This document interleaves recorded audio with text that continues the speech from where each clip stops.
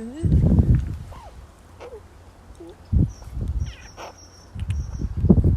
Sophie. Oh, get off me, weirdo. Get off me, weirdo. I'm gonna kill you. I'm gonna kill you. Afternoon, everybody. It's us.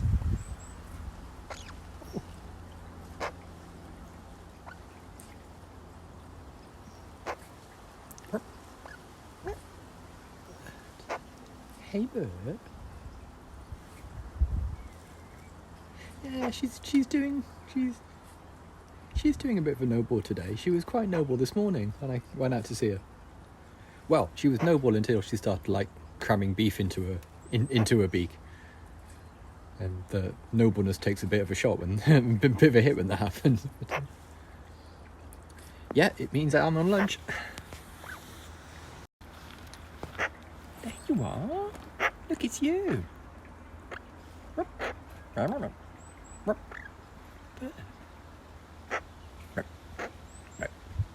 Sophie. Oh, hoy hoy. Bird. Look, who's this? It you, bird? Hmm?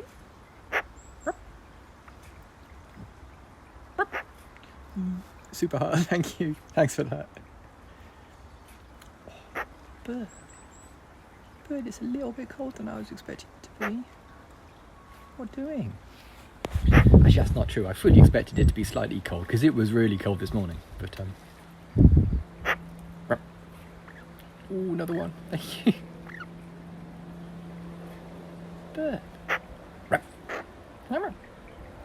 Morning.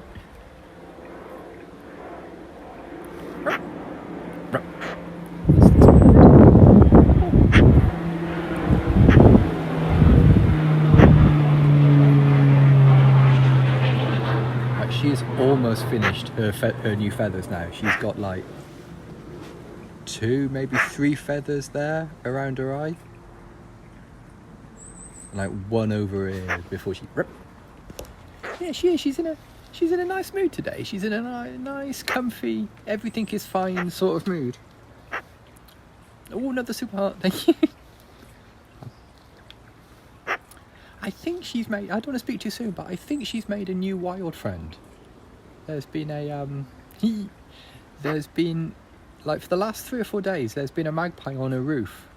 And the first time the magpie landed, she was not cool with that and started like pecking at him and that kind of thing. But now the wild stands on her roof and they're quite chill.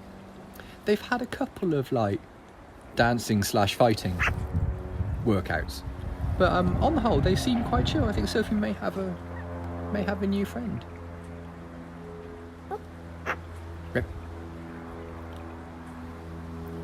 Yeah, it's one of those things where sort of like, I mean, I'm going to say he, I assume it's he, lands on that guest perch over there, the far one, and they sort of like do a thing where they sort of show each other their armpits in a very vigorous manner, if you know what I mean. Just like, yeah, look, I'm huge, check me out. Like, no, I'm bigger, check me out, sort of thing. And from the window, it's hard to tell whether that's playing or whether that's fighting. And I think it's playing because by now somebody would be missing tail feathers if they were fighting. Bird. Yeah, I think there's a new friend. It could be both, yeah. I mean, one becomes the other and then becomes the other and becomes the other sort of thing. So yeah. Hey Ken. I mean, when it's like 100% fighting, you can definitely tell because they're screeching and all sorts of weird noises that you don't normally hear. So yeah, when it's no fooling fighting, you can definitely tell. But when it's like, are you dancing? Yeah, it is a bit like that. So cool then, do you want a bit? Do you want a bit of this? Do you want a bit? Hey? Sort of thing. There is a bit of that. Rep. In a minute. Woo. But yeah, there's definitely a new magpie in the garden because there's a branchling. Oh. because the what was I saying? Oh yeah, because there are now like 3 magpies quite often in the garden, and you normally see them in pairs. And yeah, there's routinely 3, so I think this one's just passing through and has decided that Squirkington Manor is a chill home. Which is not incorrect, is it, bird?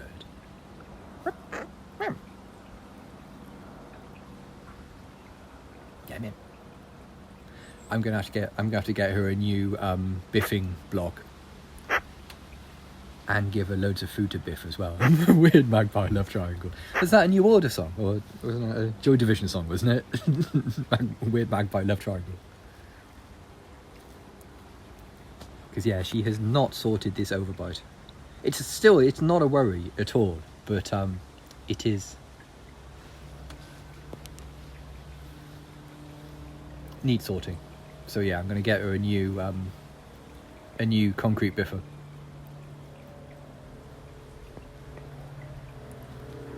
Who's this? Oh, proud parents. I think they stay reasonably local, because I've certainly seen the same. There's one magpie that has a very. There's one magpie in our garden that has a very characteristic limp. She's completely fine and is coping. We've seen her like 2, maybe 3 years in a row, but she has a very very characteristic limp. So yeah.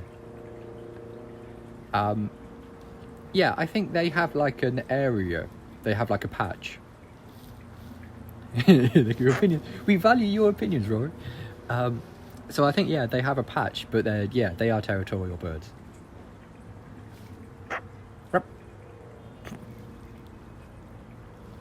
Bird. What do you reckon, bird? So this is quite comfortable, isn't it? We haven't got a belly warm, but we're keeping our options open. You know, like w/r/t my hands, and yeah, this is okay, isn't it? Hmm?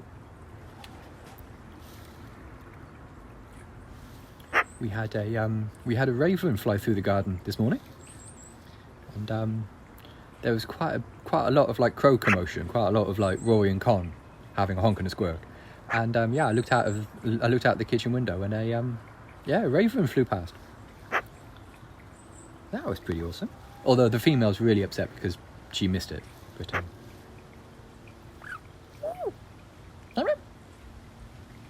ravens are huge. Oh yeah, they are really big. Yeah.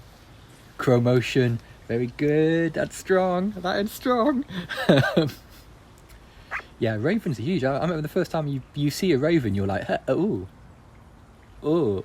big, oh big.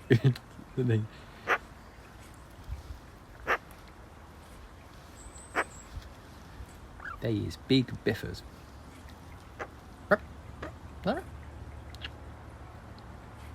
Like every time I see Sophie, I'm still amazed at like the little smile that she has, like the little upward smile at the corner of her mouth. I love it. I love naturally smiley animals. I know it's like an anthropomorphic failing of the human mind, but yeah, like the natural smile that some birds and like dogs and things have. Love it. The Tower of Raven Londons are the Tower of Raven Londons.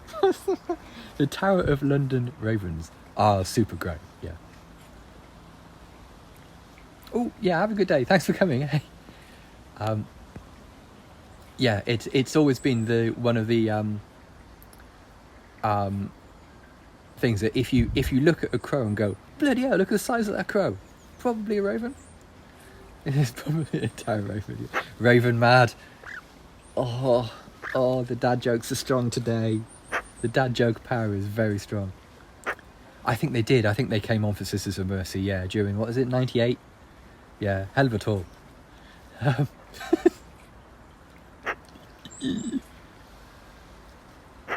What do we think, bird? I mean, you can tell in the air, when they're flying in the air, because ravens have I don't know what the posh name for it is, but like feathers on the end of their wings that look like fingers. There is a posh name for it, but it's gone out of my head the moment I try to say it. There's a lot more pronounced than crows are.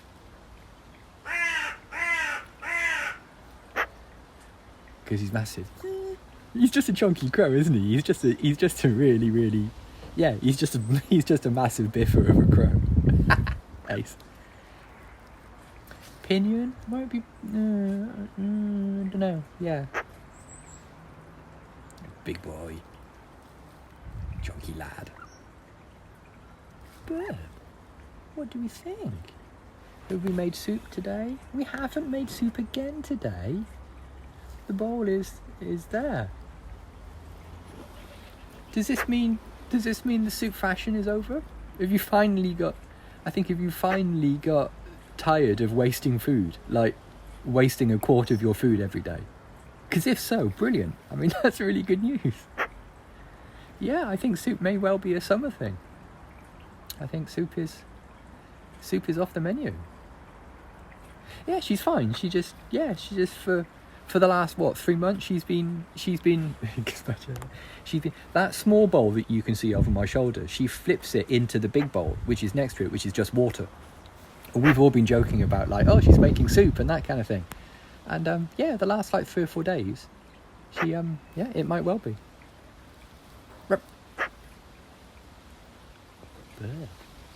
Because I mean, we have been quietly upping her calorie intake slightly, because it's getting colder. Crow or no. I know what you mean. Some of those crow or no things, you look at it and you go, that's a weird set of car horns. You look at them and go, is it a crow? Yeah, the beak. I really like the way Japanese crows have such a different beak, have such a markedly big beaky beak. Yeah, I think that was 2 car horns. I think that was 1 car horn and then another one of I heard you, bruv, sort of car horn. One of those sort of toots you get, just I see you. It could also be something. You joke about that, but I think last year, somewhere a little distance away, about 10 minutes walk that way, there's a quite a posh hotel with an ornate garden, and they quite often have weddings there. And I mean, not recently, obviously, because weddings and all that, but there was a little while ago. I was doing a bree cast, and you can hear bagpipes. They had a piper there, and it's just whoa, okay, bagpipes though. You can hear them quite clearly, and it's a 10-minute brisk walk from here. You live outside opposite a crematorium. Oh no, the Scotty effect in Wrath of Khan. Bagpipes at a funeral. Oh, gets you every time. When Kirk sort of wobbles when he goes, was the most human at the end of Wrath of Khan, gets me every single time. And the bagpipes just finish me off and I'm a mess. I've no idea why. I have not a clue why. Dirgy, yeah. I have no clue why the last 2 or 3 minutes of the Wrath of Khan make me cry. But they do. The Wrath of Khan, who cries at a Star Trek film? What is the matter with the way my brain works? I don't know whether it's nostalgia or not, but I'm doing fine up until Kirk has that little chin wobble, and then I'm off. Every time. Oh, it's not just me. Fair enough. Okay, that's cool. I find myself crying at music more now. I've got a couple of records that get me every time. Ahoy hoy! I've got a couple of records that get me every time, and I've got a oh god, what's it called? Nimrod from the Enigma variations gets me guaranteed every time. Just something about it makes me just... I remember sitting on a train. Jeff Buckley, yeah, totally Jeff Buckley. What's the other one that gets me? Shipbuilding by Elvis Costello gets me every single time. Just sneaks up on me before I know it. I'm a mess. Yeah, really weird. But yeah, Nimrod from Enigma Variations gets me guaranteed 100% of the time. Unbroken record. Sitting on a train going through like beautiful British countryside. It came on shuffle. I cried my eyes out on the train. Ugh. Have you disabled dog getting a loving home? Oh, it's awfully dusty in here. Oh no. Yeah, I'm not crying, you're crying. Yeah. Oh wow.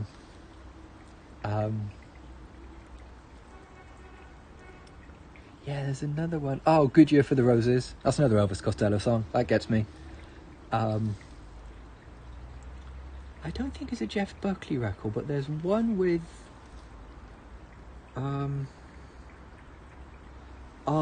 I had to learn to play it as a... I saw that poo coming a mile away. The strumming pattern is an exercise that you learn. If You Could Read My Mind by... Ooh. Oh. I don't think it's Jeff Buckley, but...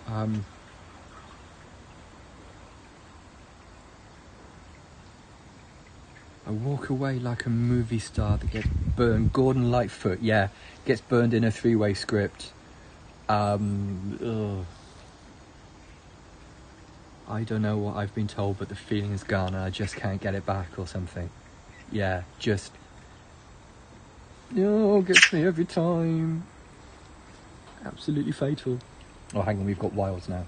We've got Wild Ian. Gordon Lightfoot is there. Excellent. Excellent. And like, I always find Blue by Joni Mitchell sneaks up on a bloke as well. Like every now and again, it's not 100%, but melancholy microbreed. Today on Microbreed, we're talking about songs that make you cry your eyes out like an idiot. Yeah, like occasionally Joni Mitchell sneaks up on you, and you're like, "Oh, I'm not crying, you're crying." Like big ugly crying, big ugly shaky chin crying. Oh no. Yeah, Blue the album is just... Blue is beautiful. It's one of my favourite albums. I'm of the opinion that Blue by Joni Mitchell is a perfect album. It's one of those albums that there isn't a single track on there you'd skip. It's that is my definition of a perfect album. It's just...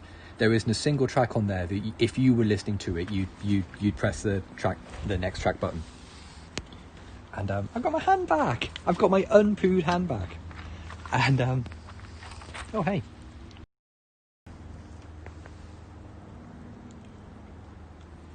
Meanwhile, oh yeah.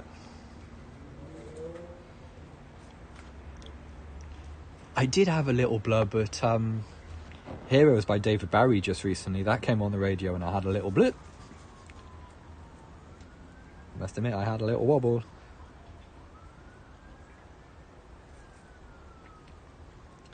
I think adagios do have the ability to do that to you. They just have like a little... They've got that sort of pattern to them that just makes you a bit... Oh, it's dusty now.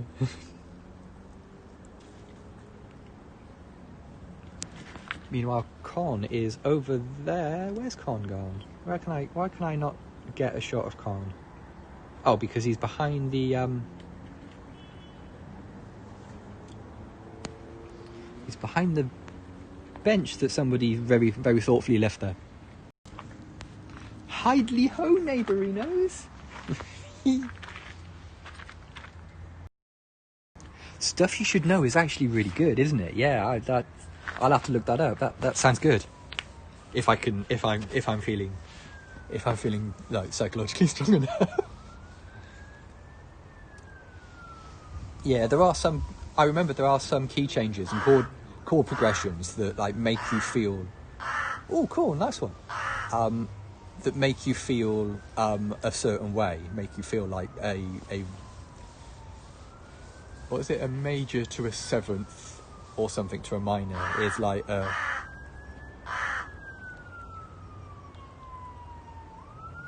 Is this my 1-year-old pointed to the birds and yelled meow? That's... yeah. Yeah, oh, we can have some colours actually while we're here. Got some purples and greens.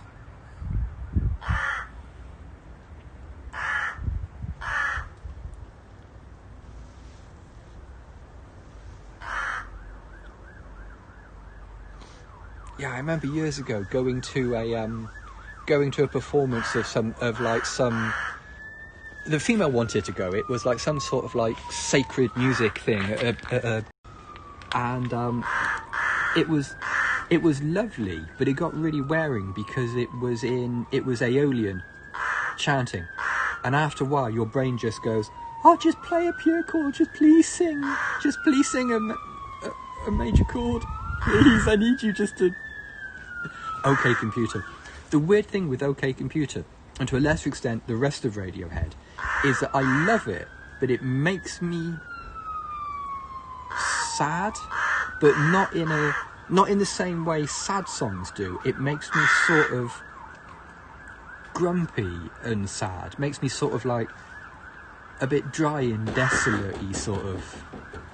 Do you know what I mean? It's really weird with Radiohead, because they're really good, but make you sort of like bleak and malcontent. Yeah, just like sort of thing. You have to have like, in the old days, you'd have a cup of tea and a cigarette or something to get over listening to a Radiohead album.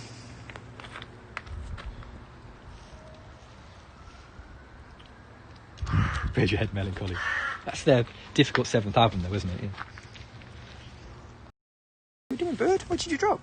Oh, I see, a bit of gross bone chew.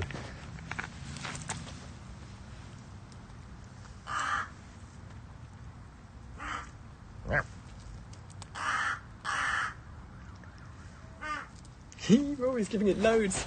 Should we just go to Rory? Where is she? There we go. There's our girl. Honk.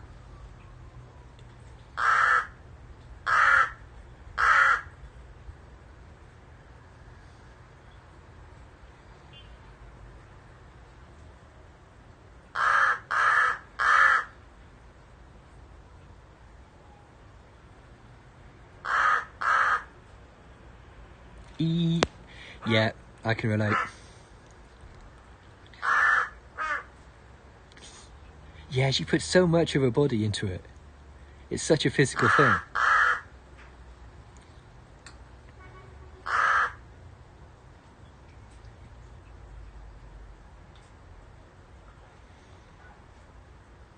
we done?